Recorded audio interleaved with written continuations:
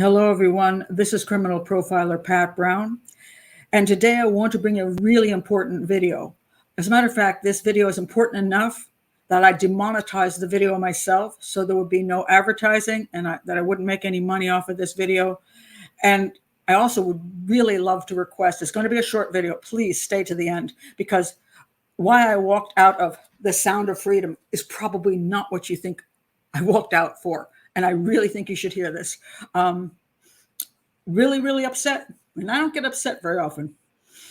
So anyway, I wanted to see The Sound of Freedom. It's a very popular new film about a team of these men who are going to save children from being trafficked to pedophiles. And it's a very popular film. I drove 40 minutes to get there because I wanted to comment on this film, because as a criminal profiler, I find a lot of people misunderstand how children and how adults get into sex trafficking. And it's a lot of times it's misrepresented and kind of some crazy stuff out there. People think that if a child goes in the US for an ice cream on the corner and gets kidnapped, oh my God, he's kidnapped into a sex ring, or she's been kidnapped into a sex ring. No, that's not true. Usually it's a serial killer, and that, it's a terrible ending, but it's not a child being kidnapped into a child pedophile ring. Why? Because one thing that these people do not want is to bring attention to themselves. They don't want a big, huge police investigation. They don't want to be all over the media. And that's true for adults too. Like, for example, Amy Bradley, who went missing off of a cruise ship. There's a lot of people saying, oh my God, Amy Bradley, she was kidnapped into the sex trade. She's an adult, but still, she's in the sex trade. They have her in a brothel someplace on one of the islands. No, they don't. Why? Because there's too many women that'll do it without being kidnapped. Why would you do this and then have a huge international, all this attention? No, you don't want this. You want it to be quiet. So generally speaking, in the US, and other places that where there's pretty good investigation, police attention, and media, you're not going to have children or teens or even adults kidnapped in any such way. What they'll do is focus on children of drug addicts and who have issues, and they're willing to kind of sell their child for, hey, I need to get a hit of this. You can have my kid for a while. That kind of thing. You will get teenagers who run away from home will be lured into the sex trade. You get teenagers on drugs who they need the money. They need the money for the drugs, so they'll prostitute. You get even women who go into prostitution because they want the money. So in the United States, it's not, when you have a teenager or even an adult or a child, they don't just get kidnapped off the street into the sex trade. This just isn't the way it works. However, it does work that way in other countries that are suffering from severe poverty, and the government is not, and the police force is not strong enough to cover these investigations of these missing children and so on and so forth. So much easier in many other countries, in Central America and South America, in certain countries, in India, in Nepal, in Thailand, and so on and so forth. Now, that can happen, especially in areas where families don't have any power. And yes, a child can simply be kidnapped into the sex trade, or the parent might even sell the child, or the parent might think the child is going to go do some domestic work, and then that child ends up in a brothel. That happens. So I wanted to see this film to see how they were going to represent. So I went to the theater and I paid for my ticket, and it was quite crowded. So I found this one spot, and I wanted to be near the end of the aisle. So there were 2 seats on my other side, but I'm like, okay, close enough. So I went in and sat down, and those seats were not occupied. The movie started. And it started in Central America, and I was actually quite pleased, because I'm thinking, okay, they're doing it the way I think it's more likely. So there was a father, and he had I don't know how the ages go, but it's like a 10-year-old girl and an 8-year-old boy, and they were lured into coming to these auditions because they're attractive and they could be in the entertainment business. And the father dropped them off and was told to come back later, and when he came back, they were gone. Not so bad as a plot. And at that point, after these children have been taken away and all the sadness is there, two people approach to sit down in those seats. There was a woman, and with her was a little girl who sat down next to me. She appeared to me to be about 10. And I was appalled. I'm like, what the heck? Because the rest of the theater was all adults concerned about this thing that's going on in the world and how to protect our children. And now a child is sitting next to me.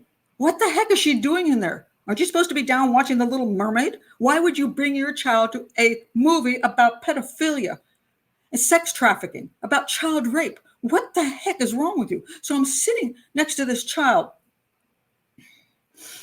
and I'm like super uncomfortable. I'm trying to watch the film, but I'm like, there's a child next to me. I feel like a dirtbag sitting next to her. I'm like, and so I'm like, okay, I can't sit here. So I get up and I go down the aisle, and right in front, the next row, there happens to be a seat at the end. So I take that seat and I sit down, and now the child's behind me. The movie goes on just for a few more minutes, and this little boy, the little, I don't know, 8-year-old boy, whatever he was, he had been in the possession of the kidnappers for like 3 months, and obviously had been abused for those 3 months. And he is rescued, and they do a physical exam. And this is a PG-13 film, so they're being very cautious about being overly graphic. And so they didn't really say totally what had happened to this child, but they said he had certain injuries, which were, shall I say, he was anally raped. The child was anally raped. And now I'm sitting there thinking, oh my God, there's a little girl behind me. And she's been looking at this little boy, this little sad boy who has been anally raped. And you see these pedophiles on the screen looking at pictures of little kids going, and it's disgusting. And of course, if you're an adult there, you're looking at this disgust. You go, okay, well, this is what I came here to see how they're going to deal with these people. But there's a little girl behind me watching adults look at children and want to have sex with them. And I'm getting more upset by the minute because I'm sitting there going, what the heck? And then, I had done, I have this new little series on my playlist. It's called Dear Profiler Pat. And I answer questions like a Dear Abby thing. And the last one I did was question, should I say something or should I mind my own business? And now I want to ask that question. Do I just sit here and have a child behind me watching children be kidnapped and sexually assaulted, even if they don't show it? I mean, do I just sit here and ignore the fact there's a child behind me watching this?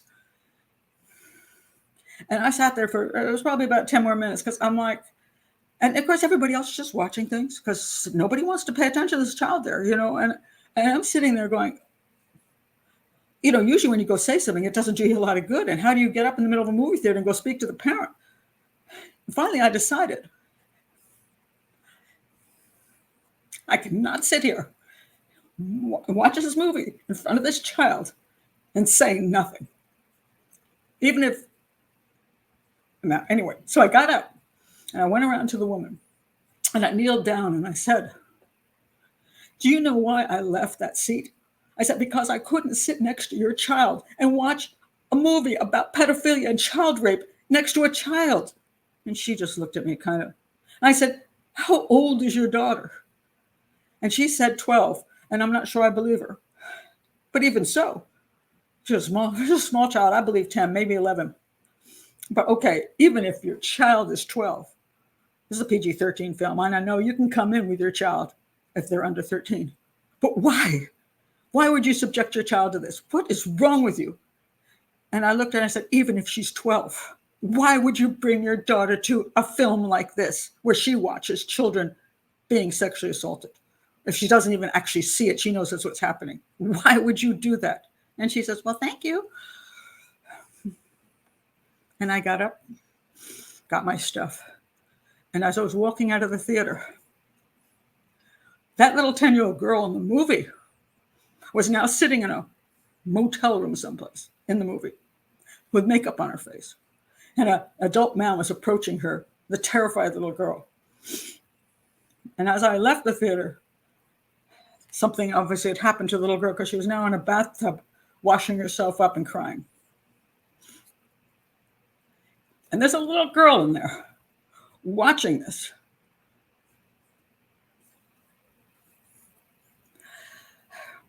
So I left the theater. I went up to I got the manager, and I said, well, first, I want my money back.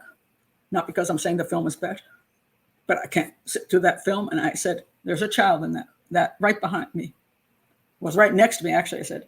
And the child is, I believe, 10 or 11 years old. And she's watching children be abused in a sex trade. She shouldn't be there. And then I said, and they kind of shrugged. And I said, yeah, I understand. It's a PG-13 film. So you can't do anything. You can't prevent her from entering the theater with her parent. In my opinion, sorry, Sound of Freedom people, you should have rated it R. I don't know why you made it PG-13. You should have rated it R. Because parents, these kind of parents will bring their children to the theater. I don't know. Do they think they're warning them? Or do they just think it's cool? Do they just not have a problem with a child knowing about adults having sex with them? Are they grooming them? I don't know. But it was appalling. And I drove home, and now here I am. And I don't get upset about, lots of things in the front of the camera. Anybody who knows has seen any of my shows where I analyze crime and stuff, and I laugh through a lot of those shows. I can eat pizza while I look at crime scene photos. And when I'm analyzing things, I can keep my emotions at bay for the majority of the time, unless there's something that really hits me. But most of the time, because I'm doing it analytically as a criminal profiler, I don't let it get to me.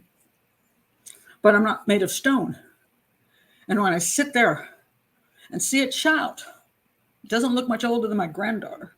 And I think of my granddaughter, who's about, what is she now? A few months over 9 years old. Can I imagine my granddaughter sitting in there watching this? Yeah. When my granddaughter comes over, we watch Lassie. We watch nice stuff. We watch stuff that is encouraging and positive for children. I never, ever put anything on in front of me that I feel uncomfortable with or is adult-oriented. Never. I want my little granddaughter to grow up with happiness and still be able to be a child. What is this mother doing ruining this child's childhood? I mean, the world is tough enough. Why would you bring your child and say, at that age, oh, guess what? You could be kidnapped in the sex trade and you could be raped. Look at these children. They're being raped. Who does that to their child?